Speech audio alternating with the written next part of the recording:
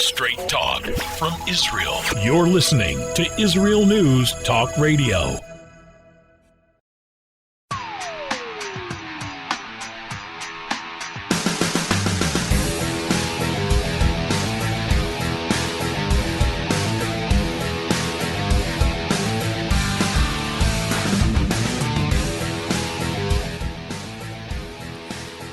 Jews celebrate this week the holiday of Lag BaOmer. Lag is actually the Hebrew letters of Lamed and Gimel, which comes out to 33, and it is the 33rd day of the Omer. It fell in Israel on Monday night and Tuesday daytime, and the custom is to sit around and at an open fire and have these bonfires. They're all over the country. It's something quite amazing, especially if you're up in the air in a helicopter to go at night and see all of these bonfires around the entire country with people sitting outside, toasting marshmallows, throwing in potatoes, maybe toasting a hot dog over the flames, singing songs. There's a whole reason for this. And we were denied this. We were denied having fires last night in Israel due to the coronavirus. And we are going to be discussing today on the show what the Lag BaOmer holiday is and why, or I should say, what it has to do with a deadly pandemic.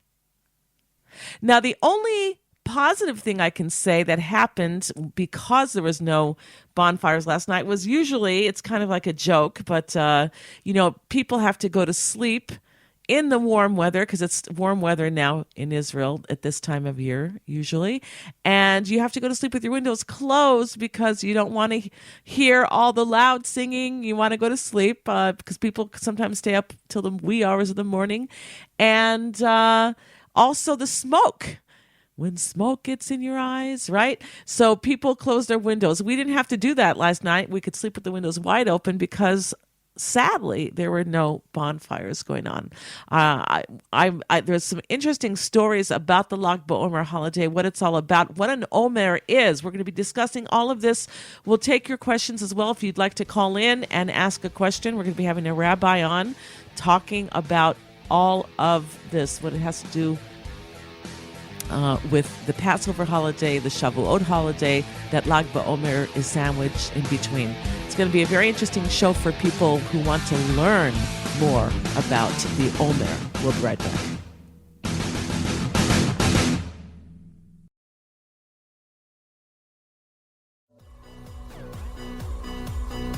G'day, I'm Jono Vandor. And I'm Ross Nichols. Join us on our program, Israel on My Mind, a show that broadcasts all the weekly goodness that flows like milk and honey from the Holy Land straight into your ears with humorous and happy news stories. New shows are posted every Thursday at 7 p.m. Israel time, highlighting the lighter side and advancing a positive view of Israel here on Israel News Talk Radio. Be biblical. Be beautiful. Wear your crown. Wrapping is my crown.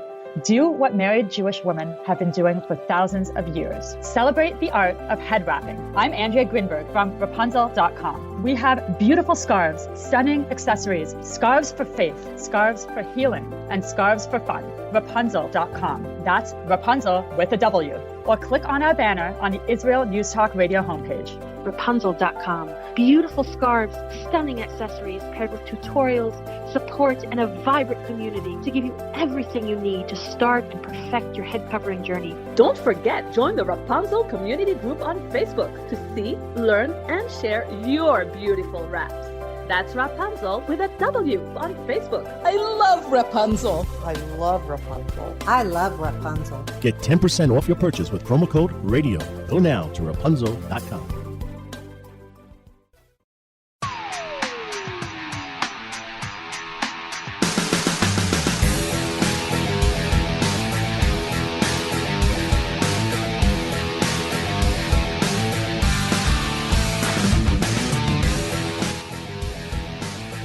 What does the Jewish holiday of Lag BaOmer have to do with a deadly pandemic?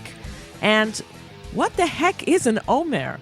Well, our guest today is Rabbi Avraham Shira.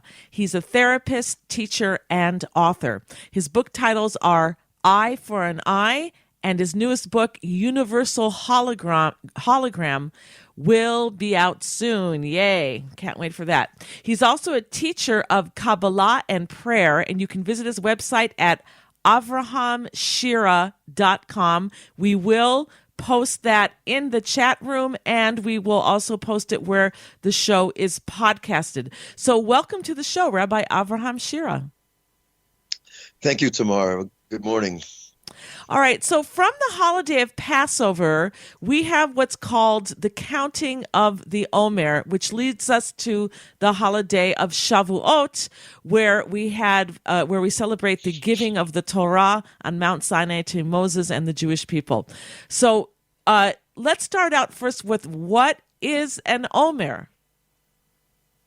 So the Omer is about a 43-ounce offering of barley.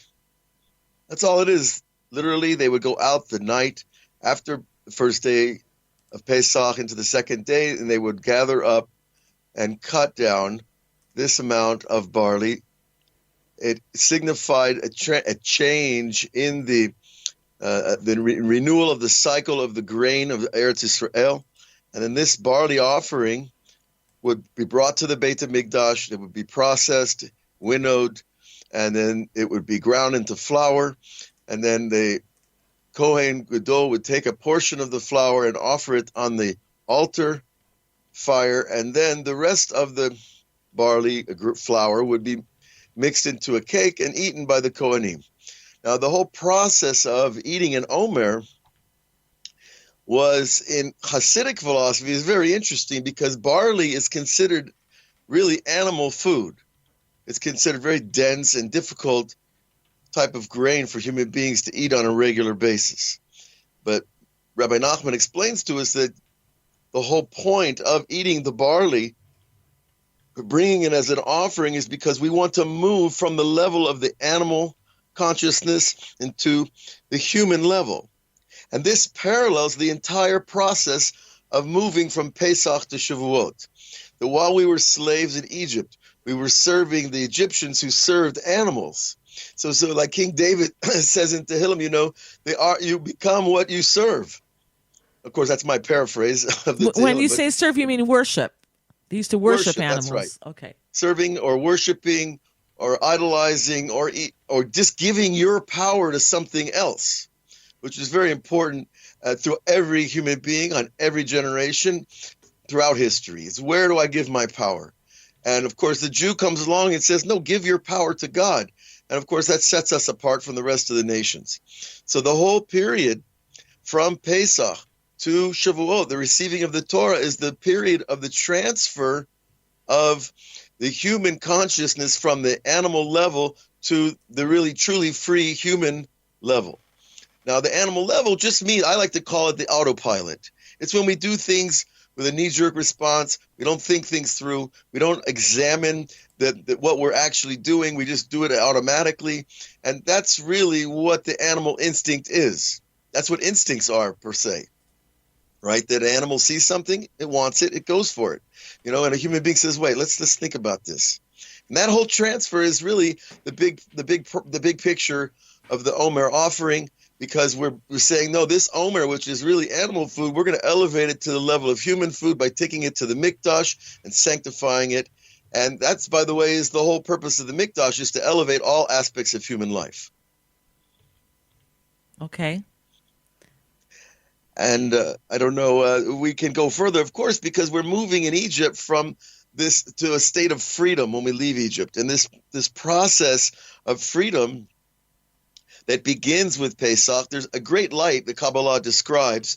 A huge light comes down on night of Pesach, at Leil HaSeder, and then after the first day of Pesach, the light goes back up to Shemayim, and we're left with only a trace of that light. And then the 49 days of the Omer, every time we count the Omer, we're replenishing the light like drop by drop during those 49 days. So it's a process of the light comes in, it makes a impression in human memory of the holiness of that leaving Egypt. And then day by day through this period, we're refilling the vessels of consciousness with the memory of our own holiness that we gained on Passover.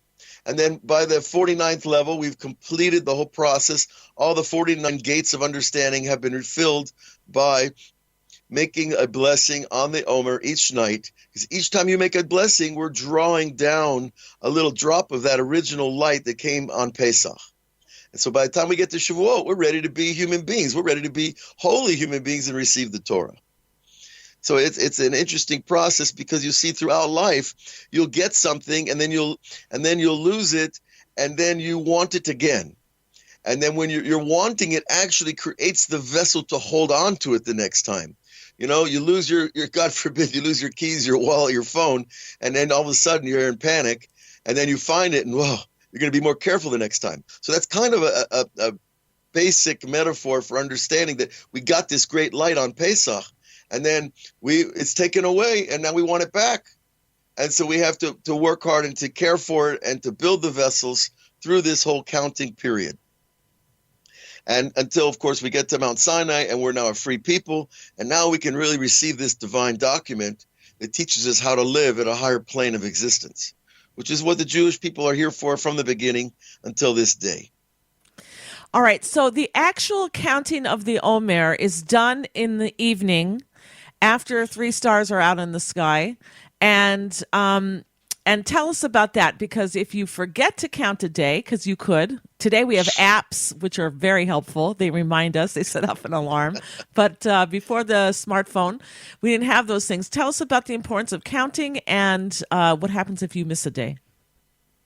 Very good. Well, counting is a very deep process that we don't really pay attention too much to. People count days, people count money, people count their years, people count how much time is left before something new happens.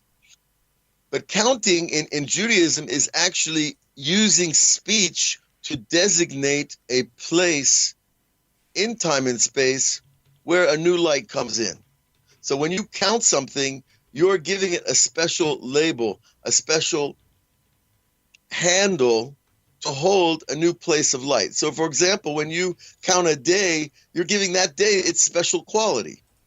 This is my birthday. This is the day a person received his Brit Milah. This is the day I got married. This is the day that I went to the army. Whatever day you give it a name, you're counting, because counting is essentially giving a name. And we know that Adam was the first human being with divine consciousness, gave names to the things in the garden. So giving names to things is a high-level human practice that other creatures don't have. And that sets us apart from all creation, because we have this power to name things. And eventually, if you look at science, that's also the aspect of giving names to phenomenon so that we can understand and learn from them. And so counting is naming, and naming is giving significance. So today's the 33rd day of the Omer. It's in the tree of life, in the sphere of the tree of life. It's called Hod Shebahod, the splendor of splendor. And so splendor is the power of Aaron HaKohen, and Aaron HaKohen is the person that had the big test of withstanding the Erev Rav at the making of the golden calf. Okay, wait. Stop for a moment. Yeah, Just want to, because I think we're losing some listeners. Aaron HaKohen is Aaron, Moses' brother. He was the priest, the Kohen. Right. And the Erev Rav were the mixed multitude that came out with the Jewish people from Egypt that said, because Jews weren't the only slaves, there were other slaves in Egypt as well. And there were some Egyptians as well that just thought, I want to be on the winning team. And they left with the Jewish people. With Moses. So right. Okay. So if when you use Hebrew terms you could just translate, that would be great. Okay, I appreciate that reminder. Yes. Okay. All right. So go ahead. Sorry. Well, so so what happens is each day's new light removes a certain amount of impurity in each individual. So that's the point of bringing in divine the holiness is to remove pure, so that we should be pure enough to receive the Torah in our consciousness on the 50th day of Shavuot. And it's a subtle process. You might count and think nothing's happened, but when you learn the Sfarim and you go inside and you meditate on the concepts and you recognize that these are not just simple ceremonies that we're performing, that they are designed by the Kabbalists from thousands of years ago to guide us, you see that we really are partaking of a very special process of transformation. Okay, so we're going to a break, but just a couple of sentences. So again, the Omer you're saying is?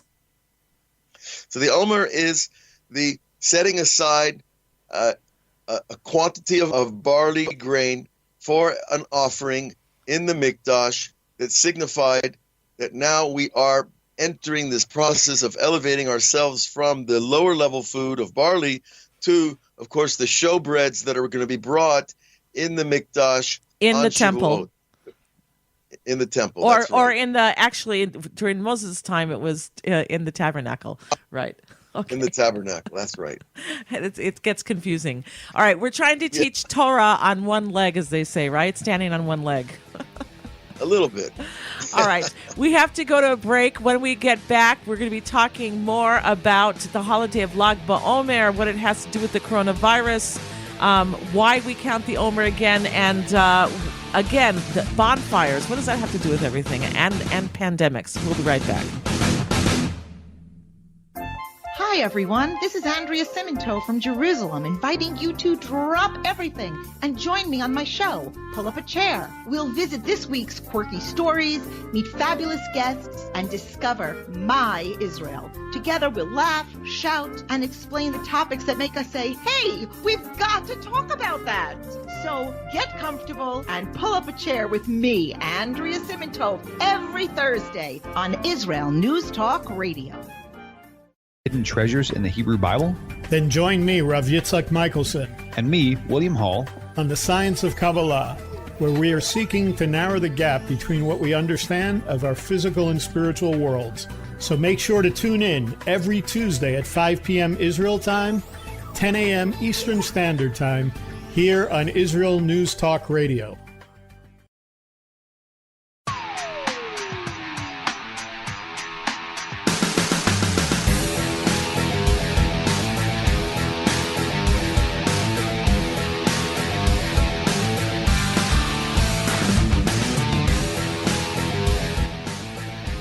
All right, we're back here at the Tamar Yonah Show on IsraelNewsTalkRadio.com, and we're talking about Lag BaOmer and this holiday, what it means, what it has to do with pandemics, bonfires, and the Omer, of course. And our guest is Rabbi Avraham Shira. He's a therapist, teacher, and author. You can visit his website while we're on the show at avrahamshira.com. You can also feel free to call into the show if you have any questions. Our numbers are on our homepage at israelnewstalkradio.com at the top of the page. You can call in and ask your question. All right, so we discussed what an Omer is and why we're counting. We're counting from the holiday of Passover, which is the holiday another name for it is the holiday of freedom, where God took us out of slavery, took us out of Egypt, and brought us into the wilderness, where he gave us the Torah with Moses, and then eventually he brought us to the promised land. And then there's a 50-day period. We count the 49 days until we arrive to the 50th day, which is Shavuot. Shavuot is the holiday where we received the Torah. And if I can, Rabbi, I just want to share a little Davar Torah, a little lesson from the Torah that my husband always says, which I just thought was beautiful. And one of the differences between Western culture, which talks about the pursuit of happiness and freedom. And these are wonderful, wonderful things that we cherish and value in the West, but they can be used in a way that's not so positive as well. And he likens it with the counting of the Omer, that we have the holiday of Pesach or Passover, which is a holiday of freedom, but then it's not just a holiday where God frees the Jewish people from slavery and now go and pursue your own happiness and have lots of freedoms from, your old life of slavery. Because when you have that, people can be free to things that maybe are not healthy, not good. You have people, I remember growing up in America and seeing, there was something called a flasher where somebody would just get their kicks out of walking in a park in an overcoat and then opening it and he's not wearing anything under there and flashing people. And that made him happy.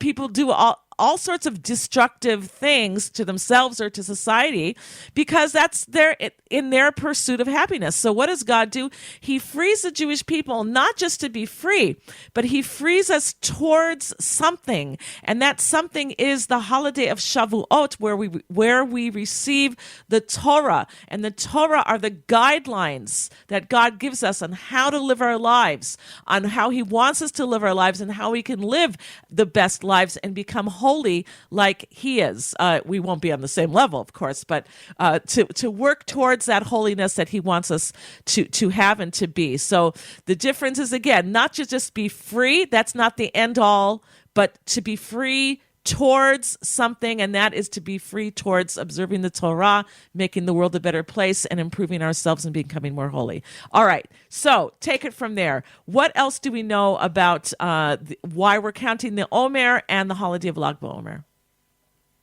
Well, the Ramban writes that from Passover all the way to Shavuot, the receiving of the Torah, is 50 days, 7 weeks, plus the festival itself. Those 7 days represent a 7-week festival.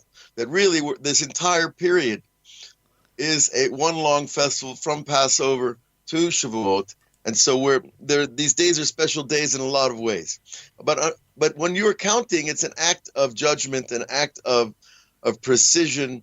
And this connotes a certain special spiritual energy that's in the atmosphere everywhere of judgment that's in the world versus mercy, because God is balancing the world between mercy and judgment all the time. And what's happened is that during the Omer period, which is the time, of course, of spring, of the new crops in the field and the revival of nature itself, it's a wonderful time, but that brings new power. And every time you get new power in your body, new power through money, new power through your position, that automatically brings judgment with it. We need new judgment to handle the gifts that we're given. So this is part of what you were just saying in your Dvar Torah, Tamar, is that when we're given the freedom, that's new power of self-judgment and destiny. And so that brings judgment with it. And that period of judgment we're in now. And so you see that it is oftentimes a time of difficulty, of judgment from heaven, where plagues happen, because plagues are really one of the tools that God uses to help humanity learn about its mission and to so to speak, refine its path. So during the time of Rabbi Akiva, remember Rabbi Akiva lived when the Roman Empire occupied Eretz Israel. They were cruel, they were mean, they were pagans, they did not believe in the one God. They had a pantheon of false gods that they received from the Greeks. They had a Caesar who was just a human intermediary puppet of power. And they were bloodthirsty, and they were not good folks. And they were here in Eretz Israel, and they decreed laws against learning Torah, laws against mitzvot in the Torah. And Rabbi Akiva was the bold, brave teacher of the entire generation who defied the Romans.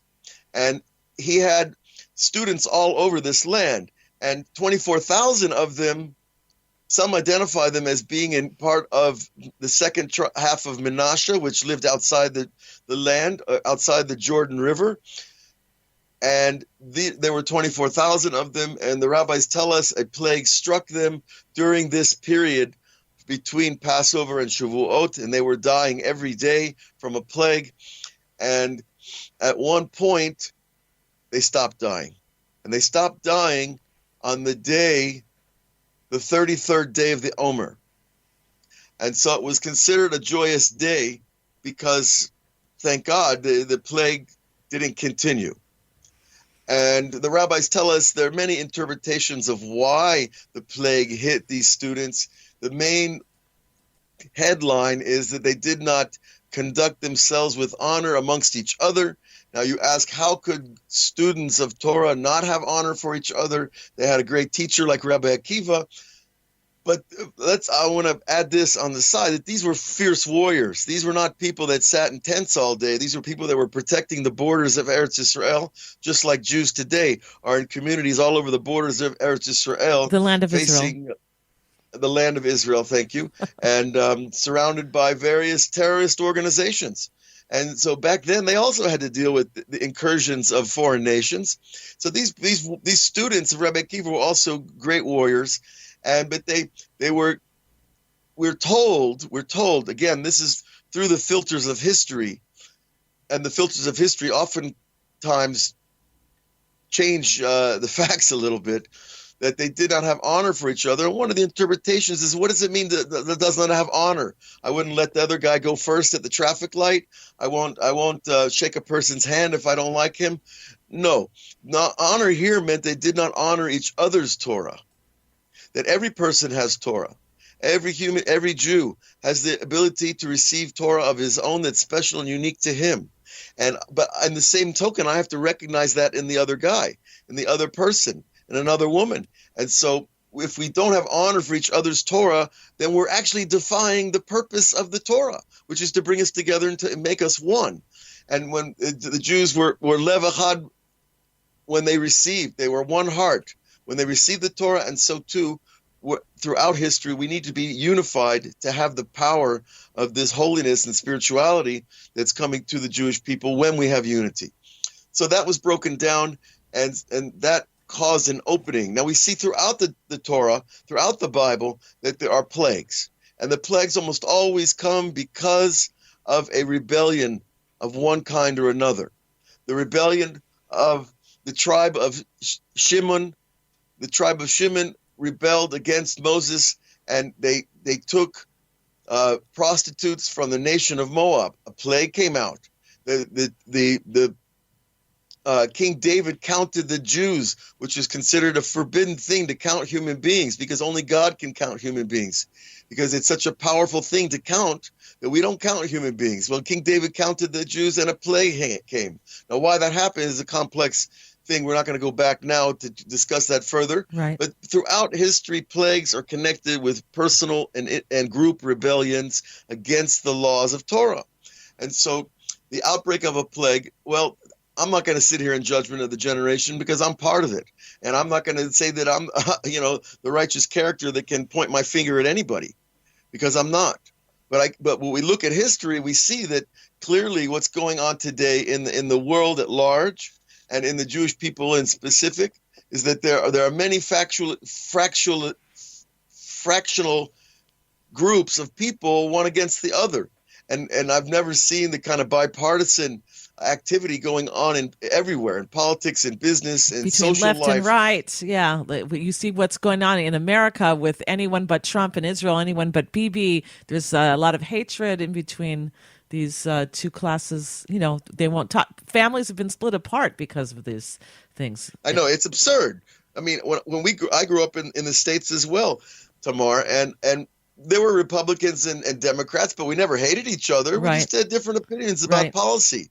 All of a sudden, it's become a war of words, and a war of loyalties, and a war of cultural norms. Yeah, I can't imagine what goes on at these Thanksgiving tables when a family gets together and you got Republicans and Democrats there.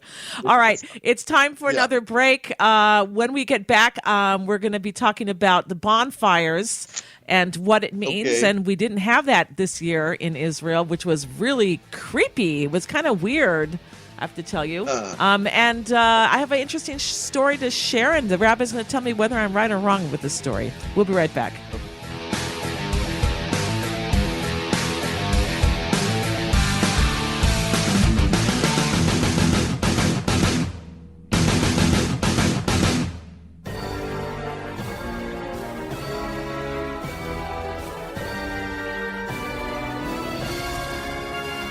Leap of Faith with Penina Taylor.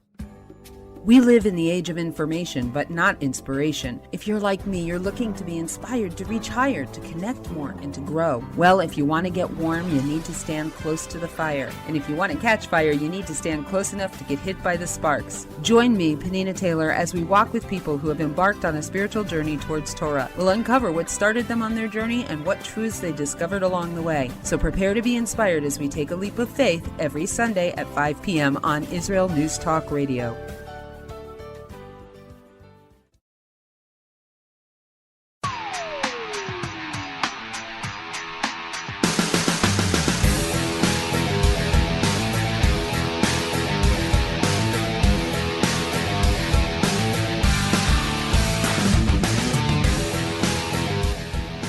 All right, we are back here at the Tamar Yonah Show on IsraelNewsTalkRadio.com, and we're asking the questions today. What is the Omer? We count the Omer. And what is the holiday of Lag BaOmer? What does it have to do with a deadly pandemic? And Rabbi, I wanted to share a story with you that I heard years and years ago. Maybe you can confirm it or not. And they're saying that one of the reasons that we have the custom, it's one of the reasons that we have the custom of lighting bonfires on Lag BaOmer is because of the plague that you were talking about before with 24,000 students of Rabbi Akiva who died in this plague, that on Lag BaOmer the plague finished, and what they did was they took all of the blankets and clothes that these people were wearing, and they made fires in order to burn them to prevent the spread of the pandemic. They wanted to just sterilize everything, and they took all of these beddings and things like that and clothes, and they burned them in order to stop the spread of the plague anymore. And that's one of the reasons why we have the bonfires today, to commemorate that. Is that true? I haven't heard that specific detail, but it makes perfect sense because, how else do you get rid of all that potentially dangerous virus when it's been attached to clothing and blankets, etc. So it makes perfect sense. And so last night, we were able, for the first time I can remember, to go to sleep at night with our windows open. Because we didn't have to worry about smoke coming inside the house and stinking everything up, right? Our curtains and our furniture and all these things like that. It was a bit surreal, though, because a lot of the happiness, my kids were asking, can we make a bonfire? We know we can't do it publicly because they have public bonfires, because most people in Israel live in an apartment. You can't do it in an apartment. So they go out to the beach, to certain parks or wherever they can, empty field, and they'll make bonfires, and they'll throw potatoes in the fire. They'll toast marshmallows and maybe some hot dogs, and they'll sit around and they'll sing, and it's a very joyous time, Lag BaOmer, and we were bereft of that on Monday night. So, do you have any comments on that at all? Well, the idea, the 33rd day of the Omer, was the day that the holy soul of Rabbi Shimon Bar Yochai, the author of the Zohar, which is considered the masterwork of Kabbalah, on this day he Jewish passed mysticism. Away. Okay. And so when he passed away, it became a day, actually in Judaism, which is a fascinating thing, when great people pass away, it becomes a day of celebration for their soul, because we don't believe the soul dies. And Judaism believes in reincarnation. It believes that the soul lives as part of its connection to the eternal. If you're part of God, then you're eternal too, at a certain aspect, at a holy aspect. So the whole physical creation is broken down into four elements: air, earth, water, and fire. Everywhere you look, you have those four elements. And fire is considered the highest, the most refined substance of those four. And those four levels of material correspond to four levels of interpretation of the Torah. That the simplest level, what's called the Peshat in Hebrew, the simplest level interpretation is like the earth, and then you have the water level, which is the drashah, the explanations of Torah, and then you have the allusions of Torah through numerology and various ciphers and systems, and then you have what's called the Kabbalah, which is the sod, the secrets of Torah. And the secrets of Torah correspond to fire. Now, fire is an interesting substance. It has no existence except for its ability to burn fuel. And its existence is based on converting the physical into light. So this is what we're here to do, is to convert our physical selves into spiritual light. And so the fire is the symbol of Kabbalah, and Rabbi Shimon Bar Yochai was the greatest author of all Kabbalah. And remember, we're talking about thousands of books over thousands of years. But he authored a series of books that's about 10 volumes, and it became the basis of all other Kabbalah learning. And so when he passed away, fires were also lit in honor of the fire of his Torah. Because when you learn Kabbalah, it transforms you. It takes your physicality and it makes it more spiritual.